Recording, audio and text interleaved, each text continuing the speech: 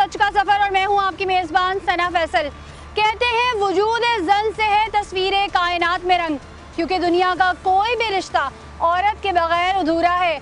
ये माँ, बेटी, बहन, बीवी गर्ज हर मुकद्दस रिश्ते में बंधी नजर आती है। जहाँ एक तरफ ये तरक्की की दौड़ में मर्दों के शाना बशाना खड़ी हैं, वहीं दूसरी तरफ ऐसी मजलूम खवातीन भी हैं जिनकी मुख्तलिफ कहानियाँ और मुख्तलिफ हकीकतें हैं। इस हवाले से हमने एक रिपोर्ट तैयार की है, आइए चलकर रिपोर्ट देखते हैं।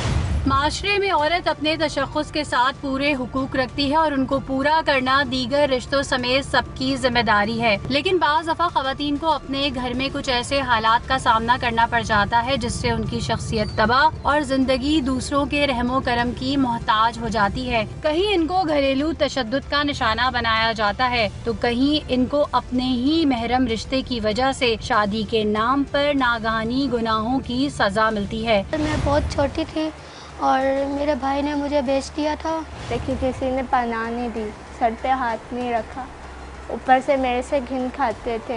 मेरी जिंदगी बर्बाद हो चुकी है, मुझे कुछ परवाह, मुझे किसी की कुछ हो नहीं। मेरी बच्ची के साथ ये लोग गलत कर देंगे। शायद यही वजूहात हैं जिसके सबब पाकिस्तान में बेशुमार शेल्टर होम कायम हो चुके हैं, जहां जुल्म ज्यादती का शिकार होने वाली औरतें पनाह लेती हैं और कानूनी तहफ़्फ़ुज़ की तलबगार होती हैं। माशरे में खवातीन को अक्सर ऐसे हालात से नबरदाज़मा होना पड़ता है जिनके बारे में कोई आम इंसान सोच भी नहीं सकता।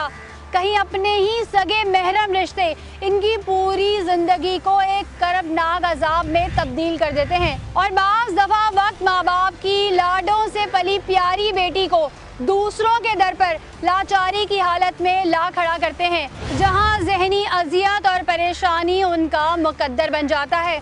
किस दुख और तकलीफ से उन्हें गुजरना पड़ता है, आइए उन्हीं की ज़बानी उनकी दास्तान सुनते हैं।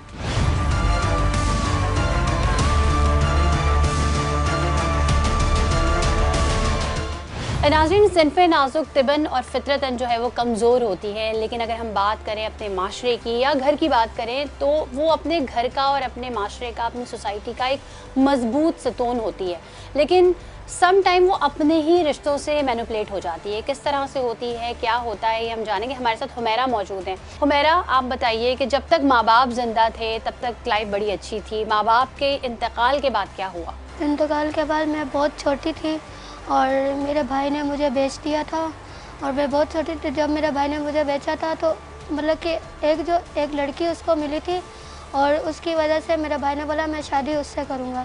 इसकी वजह से वहाँ पे मेरे मतलब कि रिश्ता करने लगा और उसके बाद जब रिश्ता कर मैंने वहाँ से इनकार कर दिया। फिर भाई ने मुझे बंगले पे जॉब करने के लिए रखा, लेकिन वो लड़की घर से भाग कर आई जिसकी वजह से मेरे भाई ने मुझे बेच दिया।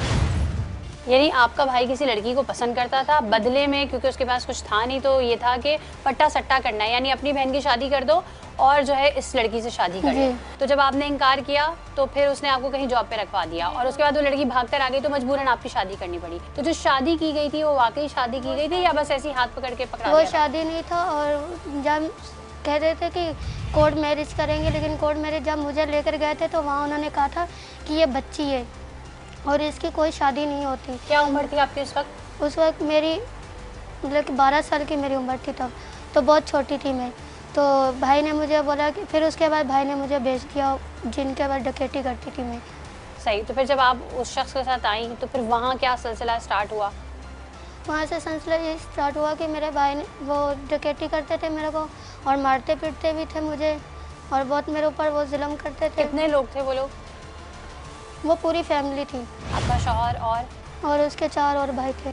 4 भाई और उसका बाप था। कोई औरत थी घर में? हाँ, उसकी बीवी थी।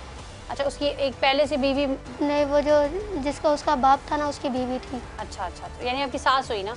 जी। तो इन 6 लोगों के साथ आप रहती थी। फिर उसके बाद मतलब कि मुझे बहुत मारते पीटते थे और कहते थे तुम डकैती करो, और जिस दिन में मेरा बिल्कुल दिल नहीं मानता था और ज़बरदस्ती कहते थे तुम डकैती करो। तो फिर जहाँ पे डकैती करी थी और वो बहुत ज़ईफ़ थी और जहाँ पे मैंने डकैती करी थी और फिर मेरे दिल में थोड़ा सा रहम आया। थोड़ा सा बताएं कैसे प्लान करते थे, डकैती करनी है, क्या होता था, कहाँ की जाती थी बेसिकली ये डकैतियाँ? वहाँ पे एक लड़की छोड़ी जाती थी। अच्छा, काम के लिए। जी। सही।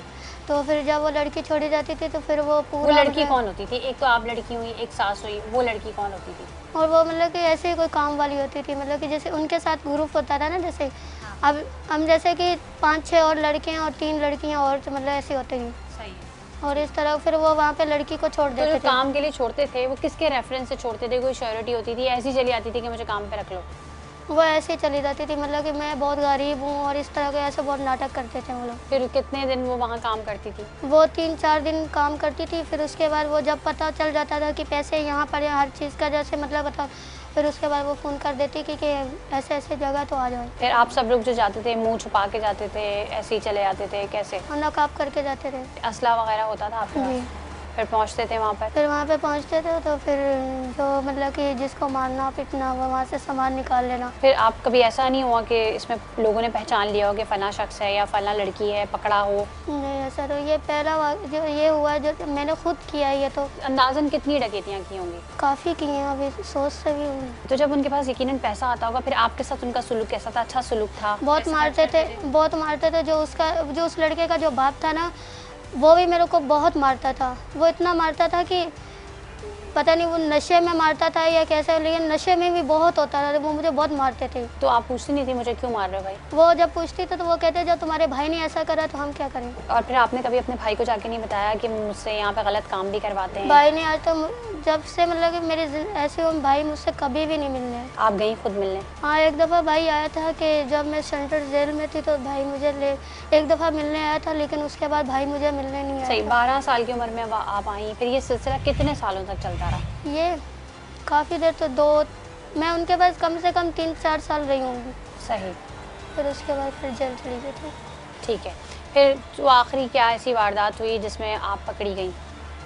वो आखिर यही कि मैंने मोबाइल छोड़ दिया था और हुआ क्या था? आपने कौन सा किस तरह से प्लानिंग की, गए, क्या हुआ? मेरे उस दिन मतलब कि मेरी तबीयत भी सही नहीं थी और मैंने इनको ऊपर ज़िद भी की मुझे नहीं जाना, तो इन्होंने मेरे को मतलब कि वो जो लड़का था उसने मुझे बहुत मारा, कहते तुम करोगी ये करोगी, तो मैंने कहा नहीं करूँगी मैं। फिर उसके बाद जो वो बाजी थी तो उसने जब वो मतलब कि उसके साथ हमारा उनके साथ 2-3 वहाँ दिन में रही थी और अच्छा, काम उस घर में आपने किया था जी। बेसिकली? सही है। तो मैंने उसका मतलब कि नमक खाया था, तो फिर मेरे पास में नहीं था कि मैं ये करूं, और बहुत ज़ईफ़ भी थी वो, और मैंने कहा मैं बिल्कुल नहीं करूंगी। तो जब उन्होंने मतलब कि वो कर दिया, काम कर दिया, तो फिर मैंने मतलब कि वो दरवाज़ा मतलब मैं वहाँ से निकल के फिर दोबारा आई उस बाजी के बाद।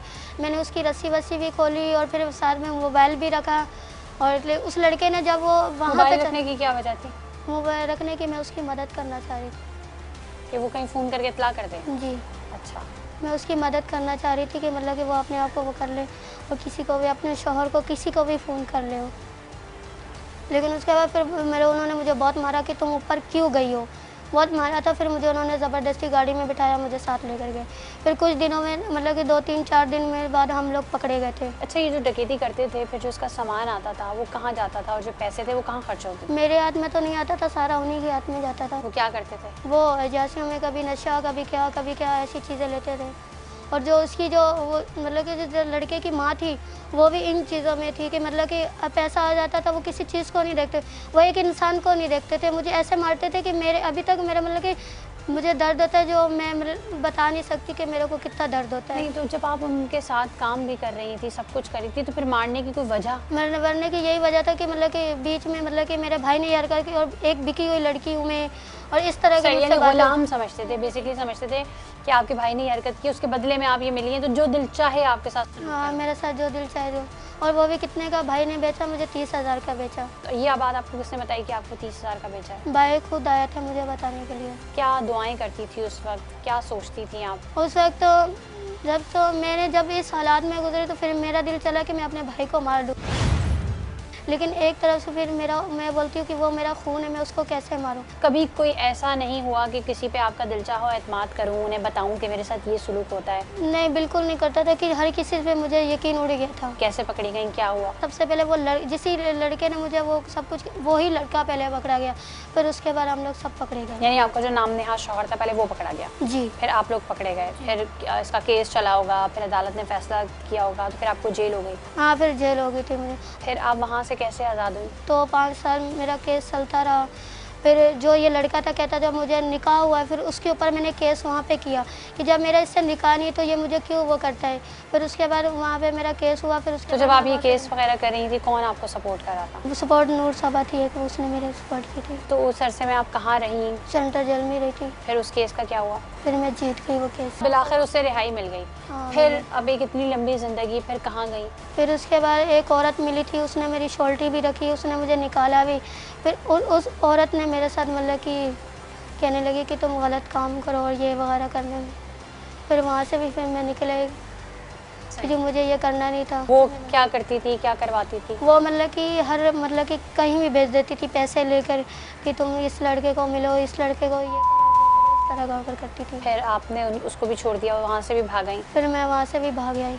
फिर मुझे आलिया मम्मा मिली, फिर मैं आलिया मम्मा के पास। पिछली एक ज़िंदगी 12 साल की उम्र से लेकर और अब मैं तक यही कहूँगी कि जब तक मैं यहाँ हूँ और अगर मेरे कोई भी आए तो मैं यहाँ से नहीं जाऊँगी। कि जो आलिया मम्मा ने मेरा साथ बहुत दिया और आलिया मम्मा ने मुझे हर चीज़ मतलब कि जो भी मुझे चीज़ चाहिए तो मुझे वो करती है। अगर मेरा कोई भी है मैं यहाँ से नहीं जाऊँगी। अब इतनी सी उम्र में आपने पूरी दुनिया की वो तिलकियाँ देखी हैं जो शायद लोग अपनी उम्रें गुजार के भी नहीं देखते। क्या सोचती हैं, क्या निकलता है दिल से, और आगे के लिए क्या सोच रही और हैं? भाई के लिए तो मुझे बहुत बददुआएं निकलती हैं, बहुत ज़्यादा निकलती हैं। आपका उसको सगा भाई कभी था वो? जी, उसको कभी माफ़ नहीं करूँगी। और आगे के लिए क्या सोचती हैं? आगे के लिए मैं बस यही सोचती हूँ कि आप आलिया मम्मा ही मेरे लिए, आगे कोई कुछ नहीं सोचती, बस आलिया मम्मा है और वो ही मेरा साथ देंगी।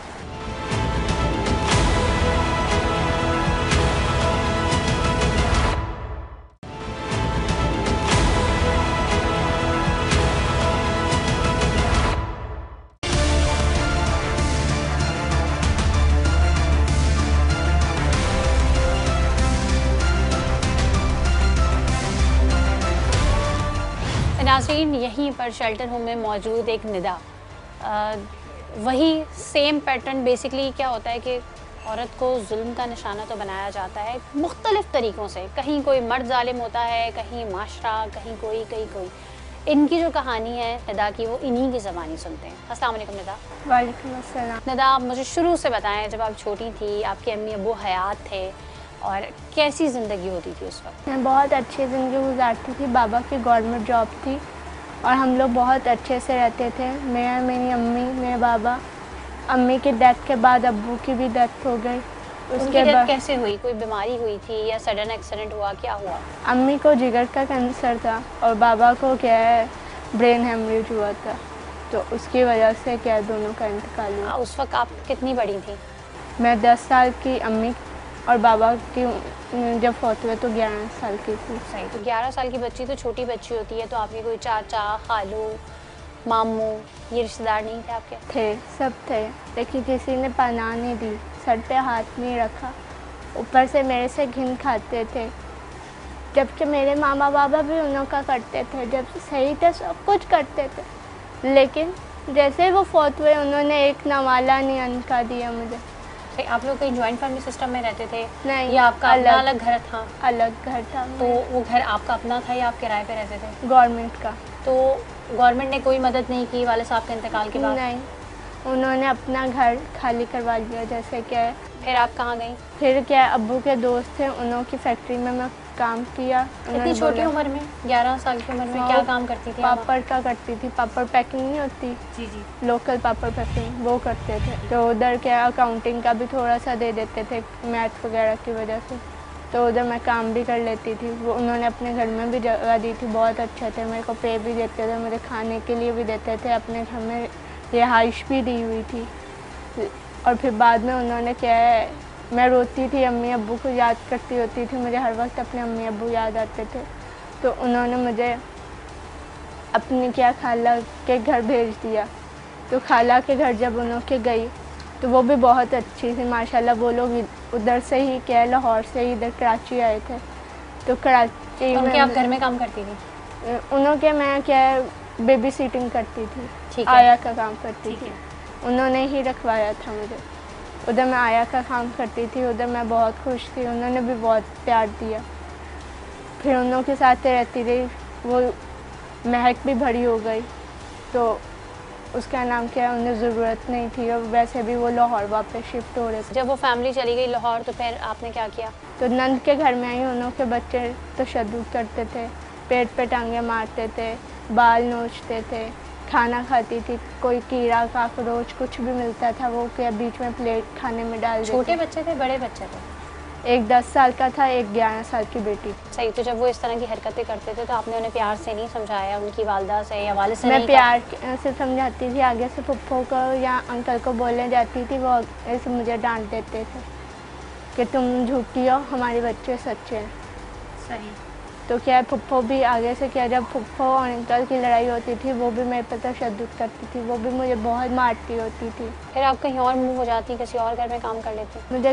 मैं इतना क्या बोलूँ, मूव भी नहीं होने देते थे और कहते थे हम तनख्वाह लोग देते थे आपको? नहीं, वो कहते थे हम लोगों ने तुम्हें रखा है, छत दी है, इधर ही रहो, खाने का दे रहे हैं, कौन देता है 2 वक्त का सही। खाना? कुछ ऐसे नफ्सियाती लोग भी होते हैं जो फिर समझते हैं कि इसके आगे पीछे कोई नहीं है तो अब हम ही इसके वाली वारिस हैं, हम जो चाहे और जैसा चाहे सलूक कर सकते हैं। ये उसी की मिसाल है। और जब कोई आता था पप्पो इतनी अच्छी बन जाती थी, मुझे क्या, बेटा बैठो, बेटा खाना खा लो, बेटा ये। फिर आखिर ऐसा क्या हुआ कि आप वहाँ से निकल कर समंदर किनारे खुदकुशी करने चली गई? कि बच्चों ने भी बहुत मारा, उन्होंने भी। मैंने पप्पो को बोला पप्पो मैं नहीं काम करूँगी। कह रही तुम्हें क्या, लावारिस को कौन रखेगा, तुम्हारे पास 1 रुपया तो है नहीं, कहाँ रहोगी? मैंने कहा पप्पो मैं नहीं रहूँगी, अल्लाह पाक बहुत बड़े है। तो मैं इतना उदास हो गई, इतना तंग आ गई थी ज़िंदगी की से कि मैं खुदकुशी करने के लिए CBO पहुँची। वहाँ पे एक औरत थी, उन्होंने मुझे इधर आलिया मम्मा के पास भेज दिया। आलिया मम्मा ने मुझे हमेशा प्यार दिया, जब भी मुझे परेशानी होती है हमेशा मुझे संभालती। अब आप कितने टाइम से यहाँ पर? मैं अब माशाल्लाह 2 साल हो गया मुझे। सही। यहाँ पर आपको हर तरह की आज़ादी है? जी। यहाँ तो कोई आपके साथ ऐसा सलूक नहीं करता? नहीं, सब बहुत अच्छे हैं, सब बहुत प्यार करते हैं। आलिया बहुत मम्मा ढेरों दुआएं निकलती होंगी आपके दिल से? बहुत। मैं तो चाहती हूँ आलिया मम्मा, सारिम बाबा, भाई बहन जितने भी सब खुश रहें, उनकी हर विश पूरी हो। नाज़रीन, कुछ खूबसूरत रिवायतें हमारे माशरे का हिस्सा होती हैं, जैसे हम अक्सर अपने बड़ों से यही सुनते हैं, और जब भी हमारी फैमिली में या आप लोगों की या हमारी सोसाइटी में बेसिकली जो शादियाँ होती हैं उसमें हमने नॉर्मली यही सुना है कि बेटा अब जिस घर जा रही हो वहाँ से मर के निकलना। हालांकि कुछ ऐसी सूरतें हैं जिनमें आप जो है वो खुला ले सकते हो या अलहदगी इख्तियार कर सकते हो, लेकिन वो काफ़ी सीवियर कुछ इस तरह की सूरतें हैं जिस पे आप ले सकते हो। लेकिन ये नहीं है कि आपकी किसी भी बात पे नहीं बन रही तो आपने तलाक ले ली, फिर इधर शादी कर ली, फिर उधर शादी कर ली। ये जो है ना, जो हलाल कामों में सबसे नापसंदीदा अमल है अल्लाह के नज़दीक, वो तलाक ही है। आज जो हमारे साथ मौजूद है रिदा, उनकी जो कहानी है वो बेसिकली इस तरह से है कि अगर इनके माँ बाप भी मैच्योरिटी का मुजाहरा करते तो आज ये यहाँ शेल्टर होम में पनाह लेने पर मजबूर ना होती। बाप की दूसरी शादी थी और माँ की तीसरी शादी थी, और उसके बाद ये दुनिया में आई, और फिर भी इनके माँ बाप की नहीं बनी और आज ये यहाँ पर मौजूद हैं। कैसी हैं रिदा? मैं ठीक हूँ, मेरा नाम रिदा है, मैं मानसरा से हूँ और यहाँ पे कराची में मेरी शादी हुई है। कराची में मैं आई, यहाँ पे मेरा शोहर जो है, मतलब शादी के 1 साल बाद पता चला कि वो डकैत थे। लेकिन ये जो शादी हुई आपकी और आपने कहा शोहर डकैत है, ये अचानक से हो गई थी या कोई पीछे कोई वजूहात रही थी जिसकी बिना पर बाप ने जल्दी से शादी कर दी? मैं 10-11 साल की उम्र में मेरे कज़न ने मेरे साथ किया था। मैंने अपनी अम्मी को बताया था, मैंने बोले अम्मी मेरे साथ मेरे कज़न ने ऐसे, मैंने कज़न को बताया, वो घर में आया था, अब घर में नहीं थी, उन्होंने मेरे साथ ऐसे किया, मैं अब्बू को बताऊँगी। अम्मी ने बोला कि बेटा तुम अब्बू को नहीं बताना, लड़ाई झगड़े हो जाएंगे, कत्ल हो जाएंगे, तुम अब्बू को नहीं बताना। मैं रो रही, फिर चुप, अम्मी ने चुप कराया, मैं चुप हो गई।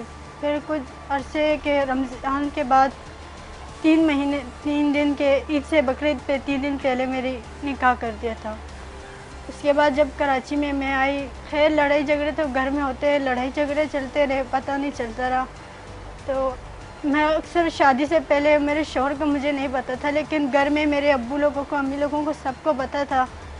जैसे कि कहते हैं उम्र के हिसाब से सबको पता था कि मतलब इंसान किस तरह है, उसके हिसाब से मतलब मुझे नहीं पता था मेरे शौहर किस तरह क्या काम करते हैं, नहीं पता था? नहीं आपको? पता था। उन्होंने उनसे आपका झगड़ा रहता था या उन्होंने आपको खुश रखा? खैर लड़ाई झगड़े तो खैर वो अक्सर घर में नहीं होते थे, रात के वक्त हमेशा वो घर से बाहर होते थे। 1 साल के बाद जैसे मेरी बेटी पैदा हुई, उसी दिन उनको जेल वो कस्टडी हो गई थी।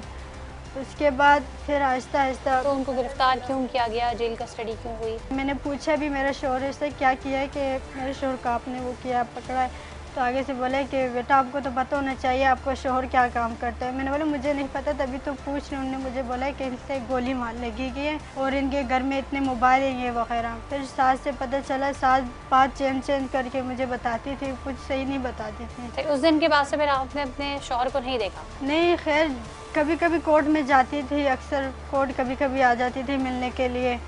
मामू को बोलती थी मामी को मुझे मिलने भेज दिया करो, तो फिर लेकर आ जाती थी। आपने अपने अब्बू को, अम्मी को नहीं बताया कि इस तरह जो मेरा शौहर था उसको पकड़ के ले गए हैं, ये तमाम चीज़ें, ये सारी चीज़ें नहीं बताई आपने? मैंने अपने अब्बू को बताया, अब्बू को बताया तो मैंने अब्बू को बताया। मैंने अपनी मतलब फर्स्ट में अब्बू से अकेले में कमरे में बात की थी। मैंने बोला अब्बू मेरे एक देवर पाउडर पीता है, छोटे देवर शराब पीते हैं, शोर मेरा नशा करता है, वो गलत है। मैंने बोला मेरे से ऐसी कौन सी गलती हुई? पहले शादी के पहले कज़न ने मेरे साथ ऐसा किया, आपने मुझे राज़ी किया शादी करो, मेरी खातिर करो, मैंने शादी की। आपने मुझे वैसी रुखसत किया जैसे इंसान घर से निकालने की बोझ हल्का करने के लिए आपने मुझे उसके हवाले किया। फिर आपने पलट के पूछा नहीं क्या मेरा सर पे भाई नहीं है, आपने मेरे साथ क्यों ऐसा किया? इतना सब होने के बावजूद कभी कभी मुझे ऐसा लगता है शायद ये मेरा बाप नहीं है जिसने मुझे कहते हूँ मेरी खातिर नहीं मेरी बेटी की खातिर हूँ मेरे साथ देते। जिस वक्त मैंने अपने अब्बू को बोला अब्बू मेरी ज़िंदगी बर्बाद हो चुकी है, मुझे कुछ परवाह, मुझे किसी की कुछ हो नहीं, मेरी बच्ची के साथ ये लोग गलत कर देंगे, कल को ये क्या मैं इसको क्या बोलूँगी या किसी के घर कैसे जाएगी, क्या बोलेगी मेरे साथ क्या है? मैंने बोला घर में भरोसा मैं नहीं कर सकती, ये भरोसे के लायक नहीं है। आपकी तो माँ ने भी 3 शादियाँ की भी थी, बाप ने भी, तो उसने ये बोला नहीं कि बस ठीक है तुम तलाक लेकर आ जाओ? नहीं, अब्बू ने बोला कि बेटा तुम 10 साल के बाद आओ, 5 साल के बाद अपने शोहर के साथ आओ, निकाह करके आओ। मैंने बोला अब्बू देखो मैं काम करूँगी, सब कुछ करूँगी अपनी बेटी के खातिर। मैंने बोला मुझे यहाँ से खाली ले जाओ, बाकी मैं सारी जिम्मेवारी बिल्कुल, एक मजबूत महरम रिश्ता मैं साथ अपनी में बेटी होना के लिए चाहिए। सब कुछ करूँगी, तो मुझे यहाँ से ले जाओ। पता नहीं अब्बू मुझे बोला सब कुछ है, बाद में उधर शोहर से मेरे मिल के आए, मुझे कहते हैं मैं नहीं लेकर जा रहा। 10 दिन गुजरे, 10 दिन के बाद अब्बू मेरे पास रुके थे, चले गए थे। 10 दिन के बाद मेरे शोहर को मैं कोर्ट में गई थी, उनको सज़ा लग गई थी। मुझे पहले बताया नहीं, मुझे पहले कह रहे 5 साल सज़ा लगी हुई। जब घर में आई तो फिर कुछ दिन 3-4 दिन के बाद पता चला, कोई कह रहा 80 साल सज़ा। आप खुद अपने शौहर से मिलने नहीं गई, उनको बताया नहीं कि आपके पीछे आपके घर वालों का रवैया ऐसा है, आपके भाई का रवैया? उनको अपने भाइयों का पता है। एक बात है, आजकल के मर्द हैं ही, मैं क्यों बोलूँ, ऐसे ख़ानदान वाले, ऐसे ससुराल वालों से मेरा वास्ता पड़ा। कभी ज़िंदगी में इंसान क्या सोचे, इंसान किस पे भरोसा करे? मेरा अब्बू आए, मैंने अब्बू को सब मैंने बोला अब्बू ये लोग मेरी बातों पे भरोसा नहीं कर रहे, ये लोग मुझे मजबूर कर रहे हैं, मेरी बेटी को मुझे ताना दे रहे, मुझे मेरी बच्ची मेरी बेटी का क्या कसूर है? ये जो आपका देवर था वो आपको ब्लैकमेल कर रहा था कि अगर तुम नहीं मानी तो तुम्हारी मैं कौन ऐसे कौन भला से दोबारा गलती करते, एक दफ़ा ज़िंदगी में गलती हो दोबारा कौन कर? पहले मेरे कज़न ने फ़ायदा उठाया, दोबारा देवर ने, मैं भला क्यों दोबारा से गलती करूँगी? फिर मैंने अपनी बेटी की खातिर फिर उसके बाद लड़ाई झगड़े में फिर कितनी बार उन लोगों ने मुझे मेरे कपड़े फाड़े, कितनी बार उन लोगों ने मुझे मारा है, लेकिन मैंने अपने अब्बू को कभी नहीं बताया। लेकिन बेटी की जब बेटी तक बात आई फिर मैंने अब्बू को सब कुछ बताया। इन लोगों ने मेरी बेटी पैदा हुई 10 दिन की मेरी बेटी थी, इन लोगों ने मुझे मारा है। फिर अब्बू ने बोला कि बेटा मैं कुछ नहीं कर सकता, तुम्हें यहाँ रहना पड़ेगा। फिर मैं चुप थी। फिर मैंने अम्मी को सब कुछ बताया, अम्मी ने बोला मैं भी कुछ नहीं, यहाँ ही रहो तुम। फिर मेरे पास कोई रास्ता नहीं था, फिर मैं यहाँ सारन बनी ट्रस्ट में यहाँ पर आई। सारन बनी ट्रस्ट का आपको किसने बताया? बस पूछते पूछते मतलब यहाँ तक आई। कितने अरसे से आप यहाँ पे मौजूद हैं? साल हो गए। आपकी बच्ची भी महफूज है?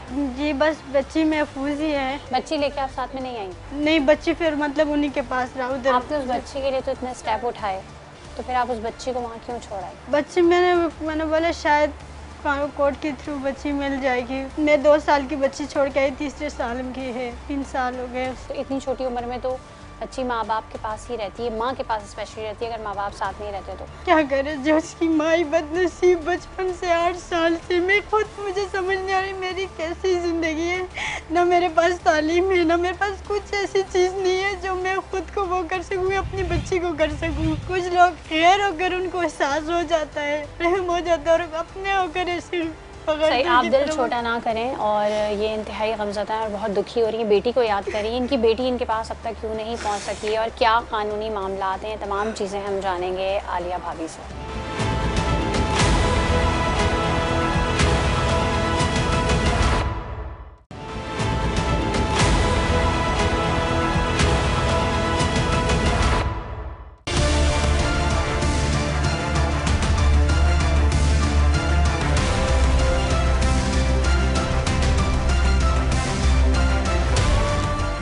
आलिया भाभी, रिदा जैसे कि अपनी बेटी के लिए इतना रो रही थी, हम ये समझते हैं कि औरत की जो सबसे महफूज जगह होती है वो उसका घर होती है, लेकिन उस बच्ची के लिए उसने स्टेप उठाया, वो उस बच्ची के लिए घर से निकली और उसने ये कहा कि उसे उसकी बेटी के नाम से ब्लैकमेल किया जाता रहा कि उसकी बात मानो वरना नहीं तो उसकी बेटी को ज़्यादती का निशाना बनाएंगे।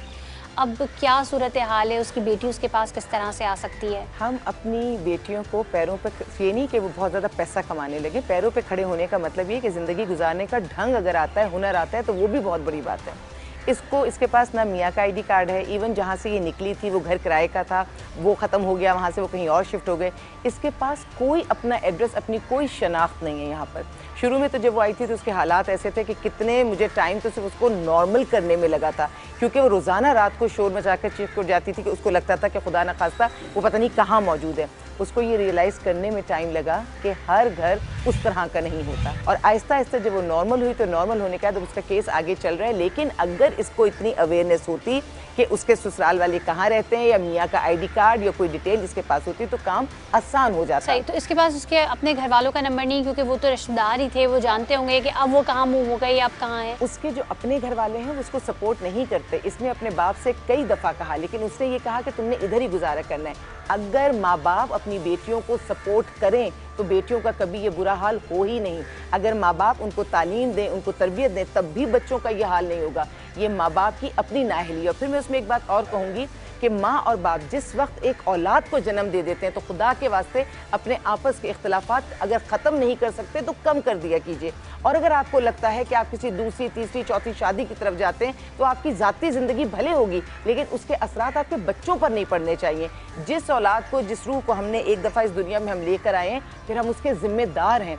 जब आप इस तरह से खुद उलझ जाते हैं तो आप अपनी जिम्मेदारियों को नहीं निभाते। वो बाप अगर डे वन जब इसने अपने कज़न की शिकायत की थी बाप से और माँ से कि वो उसने ज़्यादती का निशाना बनाया, अगर वहाँ रुकते तो इसका निकाह इस तरह से ज़बरदस्ती यहाँ ना करते, मतलब बगैर जांच पड़ताल के। करने की कोशिश की इसके वालिद साहब से, वो इसके कांटेक्ट में नहीं आना चाहते, वो इसके केस में नहीं बोलना चाहते। अगर ये जब इनके अपने खानदान की शादियां होती हैं तो कहते हैं बीच की कोई पार्टी आके बेशक बीच बचाव करे, कुछ करे, ये डायरेक्ट नहीं होते, ये अपने खानदानी झगड़ों में फंसे रहते हैं। और कई दफ़ा होते हैं जैसे वट्टा सट्टा है, या इधर की लड़की उधर, या पैसों का या कोई मुश्तरका कारोबार, उसमें इनके फैसले नहीं होते। तो अब आपको क्या लगता है इसका क्या मुस्तकबिल है? बच्ची इस तक नहीं मिलेगी, क्या होगा? हमें बच्ची इसकी मिलेगी, लेकिन इसकी बच्ची देर से मिलेगी, इसलिए कि हम पहले उनको ढूंढ रहे हैं, ढूंढ के फिर उनको बाजियाब करा के फिर FIR कटेगी, फिर सारी कार्रवाई होगी। उसी तरीके से हमने हुमैरा का देखा, जब उसकी शादी हुई उसके बाद वो, बल्कि शादी भी नहीं कह सकते ना उसको, क्योंकि जब वो शादी के लिए गई तो उन्होंने कहा कि ये छोटी बच्ची है, इसकी कोर्ट मैरिज नहीं हो सकती, तो उन्होंने 30,000 के एवज उसको बेच दिया,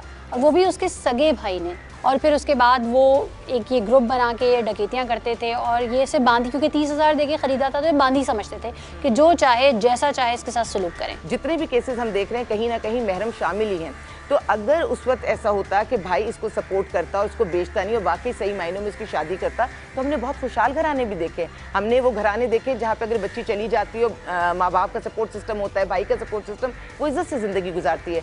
लेकिन जहाँ लालच आ जाए, जहाँ हम अपनी बहन को, अपनी बेटियों को समझे कि उसको पैसे के एवज बेचा जा सकता है, वहाँ तो हालात फिर इस तरह ही होते हैं। और ये ना सोचा जाए कि ये कोई कबायली इलाकों में हुआ करता था। ये सारी चीज़ें हम इतने बड़े शहर कराची में, लाहौर में, फैसलाबाद में, इन सारी जगहों पर हम ये इस तरह के केसेस देखते हैं। पैसे पर आज भी औरत को बेच दिया जाता है और उसके अपने महरम रिश्ते भी उसको बेच दिया करते हैं। इसीलिए तो ज़रूरी है ना कि हुकूमत भी कहीं पे स्टैंड ले, हुकूमत भी इस चीज़ को कंफर्म करे कि जो शादियाँ हो रही हैं वो किस तरह हो रही हैं, कानून किस तरह से चल रहा है, है। यानी जब ये कोर्ट लेकर गए थे, इस बच्ची को लेकर गए थे, वहाँ शादी की बात की थी, तो किसने पीछे कोई सुनवाई की, किसने पीछे कोई चेक एंड बैलेंस रखा? और जब नहीं हो सकती थी तो उनको तो चाहिए था कि फौरी तौर पे पुलिस को इन्वॉल्व करते, ऐसे इदारों को इन्वॉल्व करते जिसमें ये अर्ली मैरिज और चाइल्ड मैरिज के खिलाफ जो है वो काम किया जाता। बहुत हैं कवानीन तो हमारे यहाँ इतने हैं, बहुत आए कवानीन। दिन नए से नए अमल दरामद कवानीन, नहीं। ऐसे ऐसे कवानीन बनते शायद दुनिया में कहीं ना होंगे, इतने बेहतरीन कवानीन लेकिन ना बनते ही हैं। उसकी आगाही है और ना ही इस पे इम्प्लीमेंट है। आगाही भी नहीं है, और जिसके पास आगाही है फिर उसको इम्प्लीमेंट करवाने के लिए जाना तो उसी पुलिस सिस्टम में उन्हीं जगहों पर जाना पड़ता है। और जिन जगहों पर पैसा चलता हो, चाहे औरत को बेचने में पैसा चलता हो, चाहे पुलिस से इंसाफ लेने में पैसा चलता हो, तो वहाँ कैसे आपको कोई इंसाफ मिल सकेगा? वहाँ हालात ऐसे ही रहेंगे। बहुत ज़रूरी है कि हम अपनी नीयतों को ठीक करें। हम पैसे के पीछे जो दौड़ रहे हैं, पावर के पीछे जो दौड़ रहे हैं, इनके पीछे दौड़ छोड़ें। हम हक और सच के पीछे अब दौड़ेंगे। हमने तो बात जैसे बनेगी। देखा, हमने निदा का देखा कि निदा अच्छी भली अपनी ज़िंदगी गुजार रही थी, माँ बाप का इंतकाल हुआ, रिश्तेदारों ने आंखें फेर ली, जानने से भी इनकार कर दिया, फिर किसी ने शफ़क़त का हाथ रखा, माँ उन्होंने काम किया, फिर यहाँ आ गई। शुरू में वो कहते हैं ना कि शुरू से आखिर तक सब कुछ अच्छा नहीं होता। एंड जो हुआ वो उसमें आप समझती हैं कि घर वाले भी कितने ज़िम्मेदार हैं, जो अब ना सिर्फ अपने बच्चों को रोक भी नहीं रहे, उससे ज़्यादती भी कर रहे हैं, मार भी रहे हैं, उसे तंग भी कर रहे हैं। तो ये हम किस माशरे की परवरिश कर रहे हैं? उसके केस में, बच्चे के केस में, एक उसके मामू थे और मामू और इनके वालिद में जायदाद या कुछ कारोबार में कोई तनाज़ा था, जिस तनाज़े के बदले में जब माँ बाप का इंतकाल हुआ तो मामू ने इसको नहीं समेटा। अरे रंजिश, पैसे की रंजिश, भाई से रंजिश, तो जब वो भाई नहीं रहा, जब वो बहन नहीं रही, तो उस रंजिश को ख़त्म कर दो। कम से कम बच्चों के लिए तो ऐसा काम मत करो। वो रंजिश इतनी बड़ी कि इसको सपोर्ट नहीं किया, सपोर्ट एक गैर नहीं किया था जो इनके वालिद के दोस्त थे।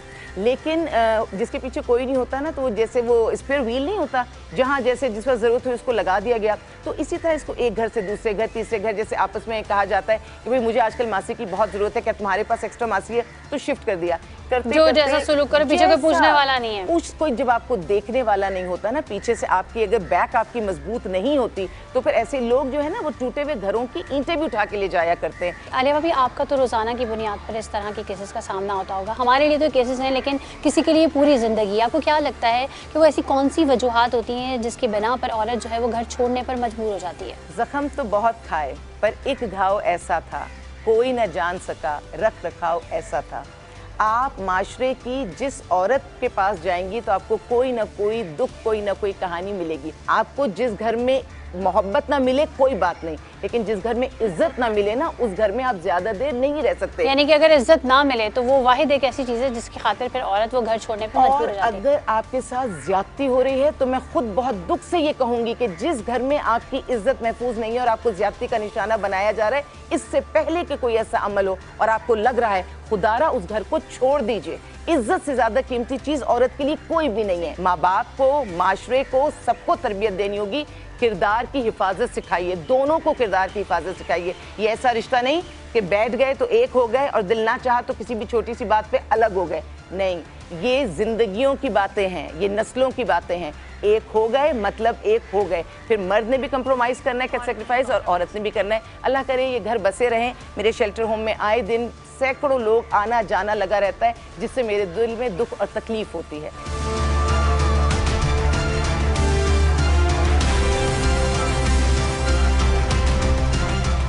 हमारे माशरे में अब भी औरत को कई मसाइल का सामना दरपेश है, जिसमें तालीम की कमी, ज़हनी शऊर और अपने हुकूक से आगाही ना होना है, जिसकी वजह से मजबूरन ही सही अक्सर गलत रास्तों की मुसाफिर बन जाती हैं।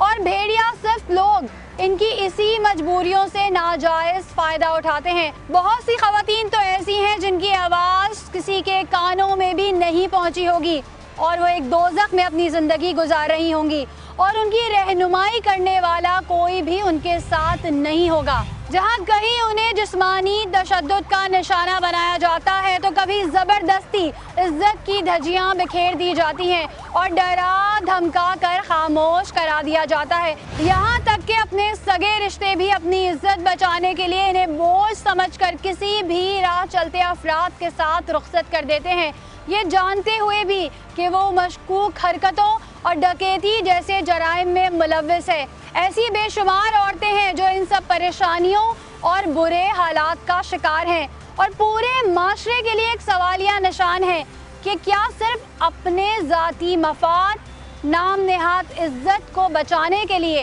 अपने घर की रौनक और जन्नत को जिंदा दरगोर कर देंगे। अगर आपके इर्द गिर्द भी कोई ऐसा मसला है और आप चाहते हैं कि सच के सफर में हम आपकी आवाज बने, तो आप हमें हमारी फेसबुक की आईडी पर मुतला कर सकते हैं। इसी के साथ अपनी मेजबान सना फैसल और सच का सफर की पूरी टीम को इजाजत दीजिए। अल्लाह हाफिज।